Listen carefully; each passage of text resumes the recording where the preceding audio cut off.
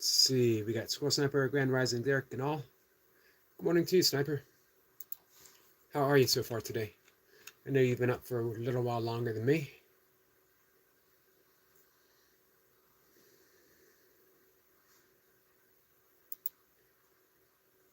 Gonna make this a little easier for me to read. Gonna bring up the online version of A Course in Miracles, and we're gonna talk.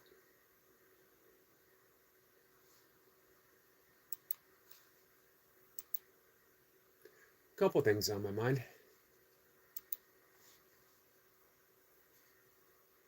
One,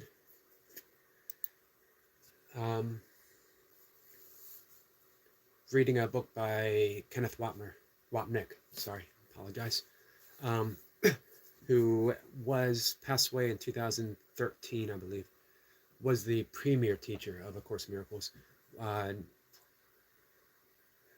editor. Not the first, but probably the most prominent, bringing it into fruition for the public.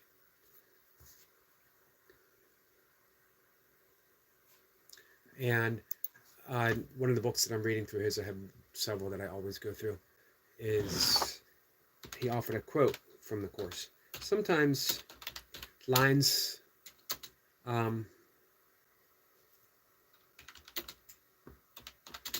escape me. Lines escape us. Meaning, as we read through, lines blend together. And it loses a little bit of... Give me a second.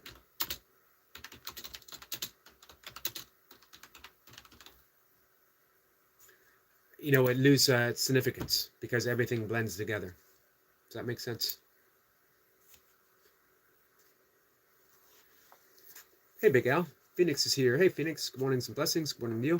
Big Al says, I'm here for now, but I'm going to be walking to a meeting in about 25 minutes. We will be, hey, Willa, we'll be done in 25 minutes. Here's what I'm looking for.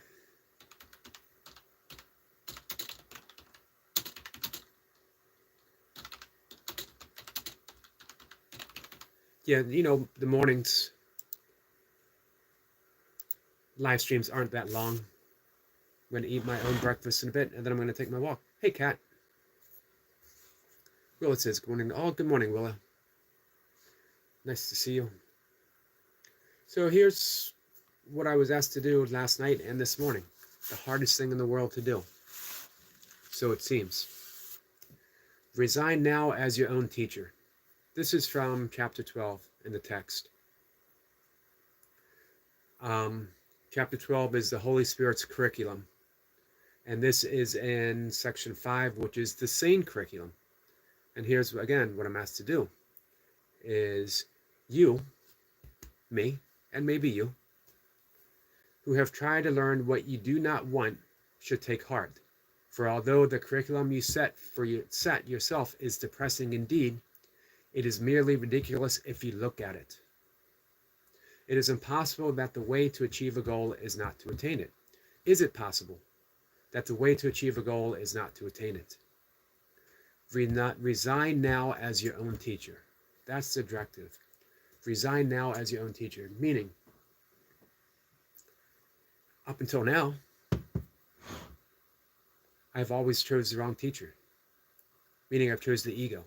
My list of demands, my list of things that I want, that I think will make me happy. They never do. They never make me happy. How do I know? Certainly, momentarily, I feel satisfied in having achieved something. But then I always have to achieve something else. I think this relationship, this person, this job, this paycheck, this car, this whatever. Finally, I've achieved it. I hope I've everything that I want, right? I'm going to be happy until I decide I want something else, or until the relationship ends, or until the car breaks down, or until all that stuff. Why? It's not that those things are bad in and of themselves. It's that they're not designed to bring you true and lasting happiness. They're tools.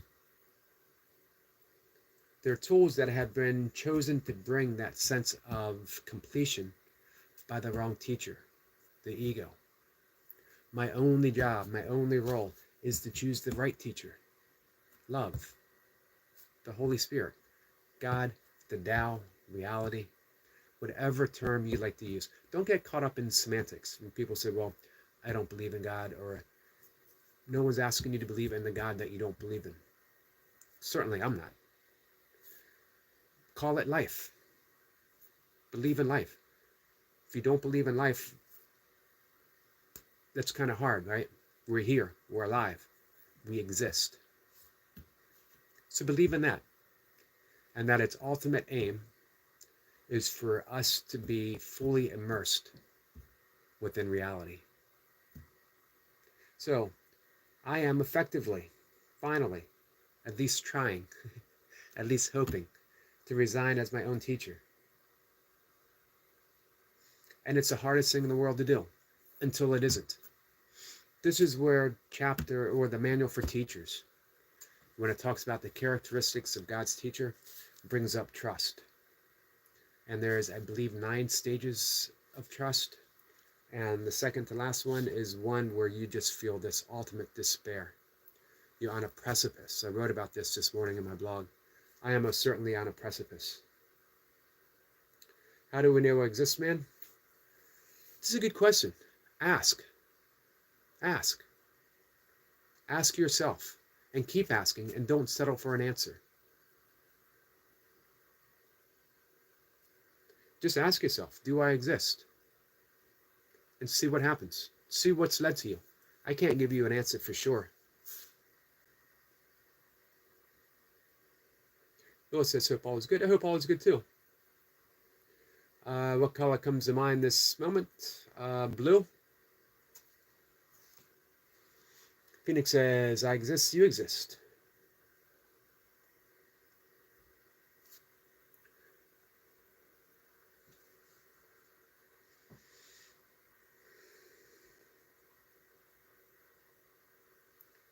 Phoenix says, I'm good. How are you, Willa? Willa says, not really.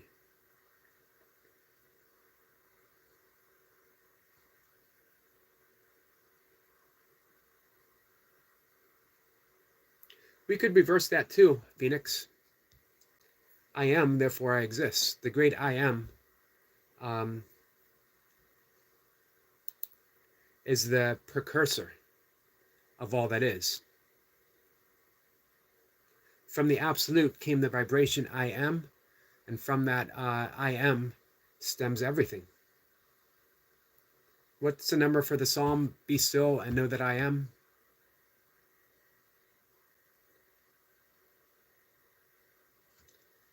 In Sanskrit, man, I can't remember. It'll come to me, probably the next live stream. Willis says, can we do Breath of Fire? Yep, gonna have to do it soon, because I'm only gonna be on for a little bit.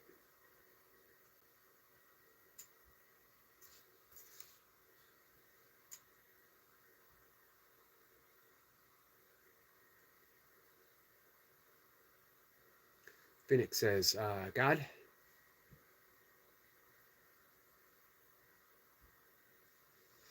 Big Al says, there are good times in life, and then there are times when I hope I wake up from a bad dream. That's an interesting thing to say. Here's what is offered through yoga psychology, Buddhist psychology, and very specifically through A Course in Miracles, that the good times and the times in which you wish to awaken are all part of the dream. And our only role here in life is to awaken from the dream. So it certainly is a dream, Maya, illusion. And your desire to wake up from the dream is the only true desire that has any meaning, that matters in anything. And the way you awaken from the dream, 1, is to know it's a dream. 2, see past the illusion of the dreaming characters to the reality of who they are. Goes back to Pierre Teilhard de Chardin, the French Jesuit priest and archaeologist. Strange combination. who said, we are not human beings that have an occasional spiritual experience. We are spiritual beings having a human experience.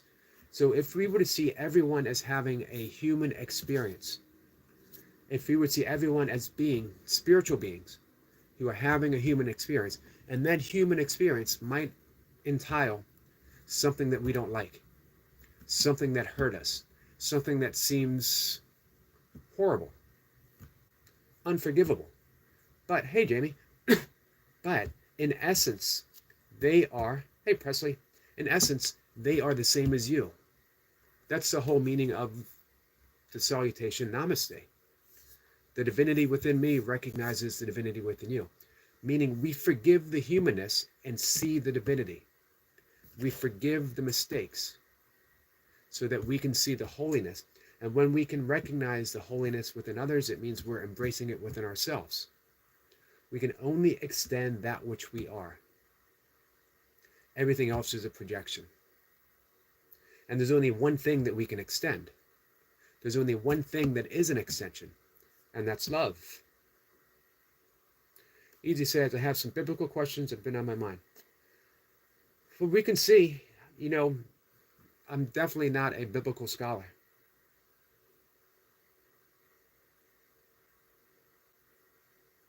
Hey, Susanna. Susanna, how are you?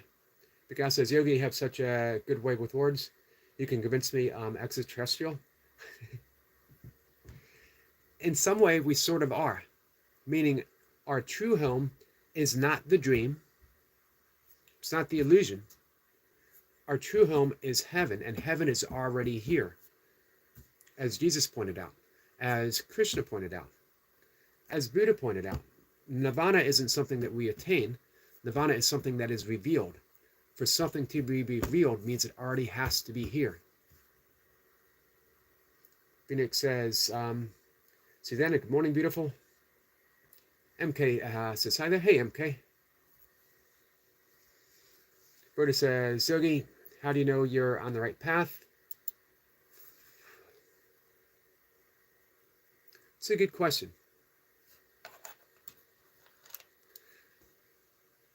There's only one path. There's only one path. And you can't be on the wrong path. However, it can seem like you are taking steps off the path. Hey, Karen. Karen, welcome back. It's self-correcting. Remember what we talked about yesterday? Getting quiet and asking. You can ask yourself. Carlos Castaneda, Jack Cornfield, Deepak Chopra used the question, does this path have heart? But you can simply ask yourself, am I on the right path? And then go by how it feels. Listen to the heart. And it won't be words. It won't be a booming voice that says, well, maybe it will be. Maybe it'll be a burning bush. But more often than not, it will be a feeling of comfort or discomfort. And you got to learn to tune in and trust that feeling. And here's the thing. The right path is always love. The right path is always joy. Hey, John. John Conway says, hello. Just give a like. I'm modding at the moment. Got you. Hey, I appreciate it. Easy says, Jesus tells us that loving God and loving your neighbor is the way to heaven. But why do Christians think you have to believe in his sacrifice to enter heaven? Well, there you go. So the question actually isn't biblical. If we went by the Sermon on the Mount, which both you and I, Easy, have a deep reverence for, then we would only act upon the ways of Jesus, which is very different from modern Christianity.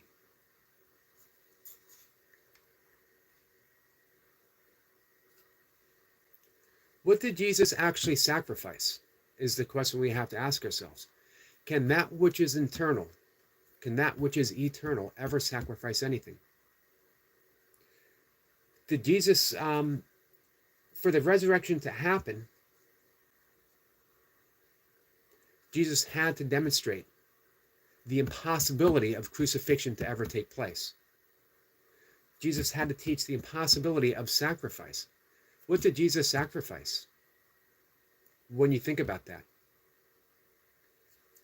Remember, everything, biblical scholars have pointed out that probably the only historical words that Jesus ever actually spoke, Sermon on the Mount, the Beatitudes. Everything else was and written decades or even centuries after his death by people who never sat at the feet of Jesus. And it had an agenda, and it was translated and translated and retranslated and retranslated with an agenda. If you read the Sermon on the Mount, it has no agenda other than to love. That's what I've always liked about it. The same with the Dhammapada. Dhammapada, Buddhism, the actual words of Buddha, and not further teachings. So we're going to do the breath of fire in just a minute, guys. Hey, Jonathan. Jonathan, how are you? Jonathan says, good morning. Good morning to you, my friend. Hey, Lucy. Phoenix says, I choose love, joy, peace, forgiveness. As long as we're doing that, we are always on the right path. Absolutely, Phoenix. Thank you for that. Phoenix, I very much appreciate that. Willa says, sending love and prayer to all. Thank you, Willa. Easy says, it's just a bit frustrating because Christians will call me a heretic for simply listening to what Jesus said. Yeah, this is why only listen to your own inner teacher. Easy. Only listen to your own inner teacher. Jonathan says, need something? What's up, Jonathan?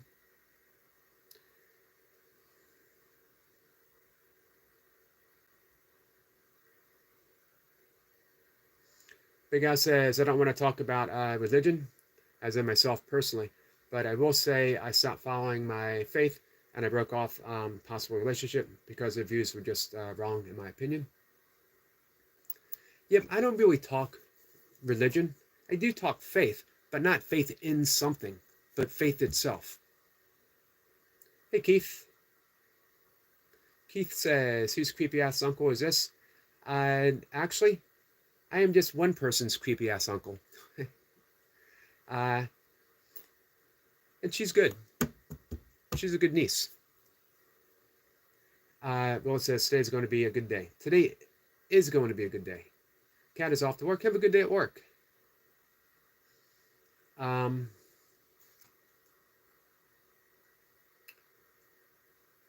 hey, Big Al, I can understand that. So, yeah, we don't really talk about, well, Keith, of course it's a creepy thing to say. I'm somebody's creepy-ass uncle. That's what I'm supposed to say. How do you call someone a creepy-ass uncle and then be surprised that they say a creepy-ass thing? Easy says, Keith, behave yourself. That's okay, Easy. So, Easy, I would drop out of, who was it Groucho Marx? I've asked this before, that says, I don't want to belong to any club that would join me, that would have me join, or any club that would invite me. Cat says, if somebody has said it to you this morning, I will say it and mean it. I love you. Love you too, Cat. Thank you for saying that. I definitely appreciate it. And I definitely needed to hear it. Phoenix says, hey, Keith, good morning, beautiful soul. Willow says, Yogi, my cat is saying hello to you. Hey, Vader. He's meowing at me? Totally not, because he wants food. Willow says, today I'm going riding horse. Wow, nice. I've been riding this horse at least 18. Jonathan says, love you too, Yogi. Awesome, Jonathan. Thank you so much. And I love you too, Jonathan. Phoenix says, oh, I want to say it. I love you too. I love you, Phoenix. Hey, guess what? This might be a creepy-ass thing for me to say. I love our friend Keith too. Will says, well done. You know his name. I do know his name. Zipper says, Cat, I've said it to all already. Thank you, Sniper. Phoenix says, I love you all. So, guys, we're going to do, hey, Skits, we're going to do Breath of Fire, but then I got a call in the morning.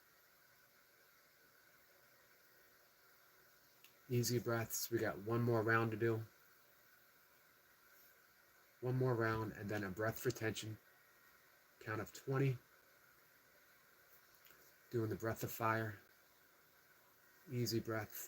Breath of fire is an ancient yogic practice, creating just the right conditions we need for the day.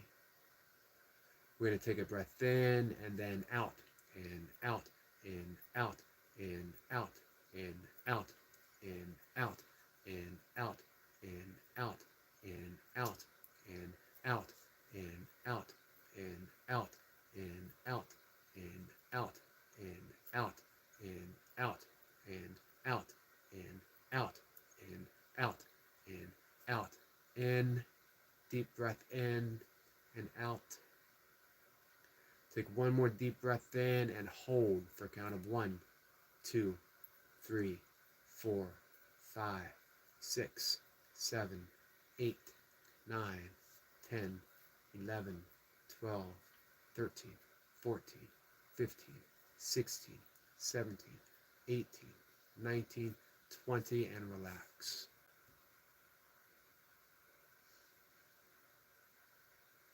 Breath of fire brings us focus, clarity, energy, but in a relaxed, responsive way.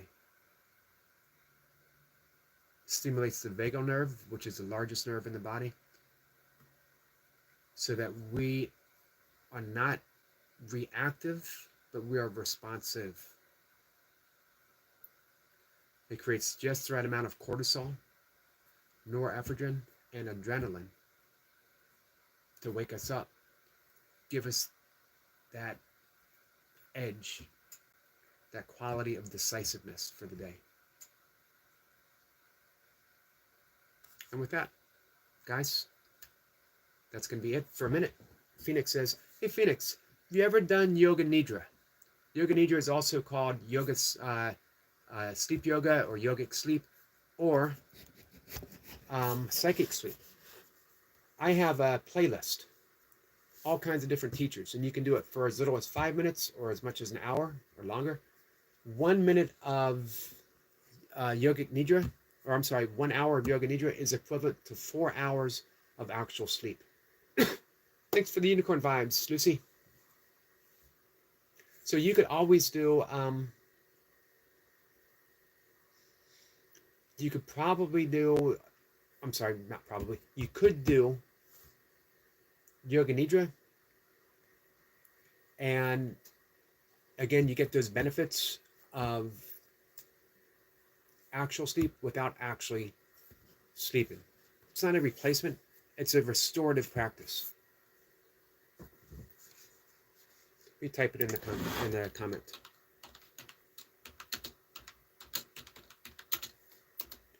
That's what it's called. Yep, so like I said, I have a playlist. I am not quite a certified Yoga Nidra teacher. I've taken the certification class. I never took the final exam. I don't know. Willa says, thanks, Yogi. I love that when I spell things completely wrong and you just read it. And normally, get it all the time. You're amazing. And Breath of Fire, always an amazing way to wake up in the morning. It is. You're absolutely right about that.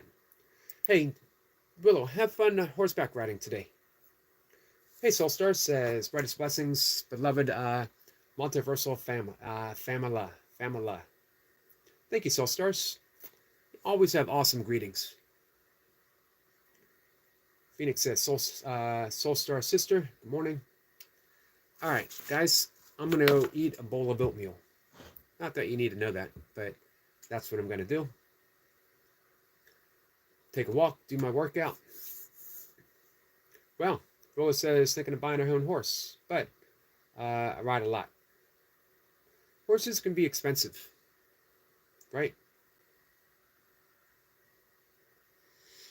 Soulstar says, good morning, beautiful Dolly.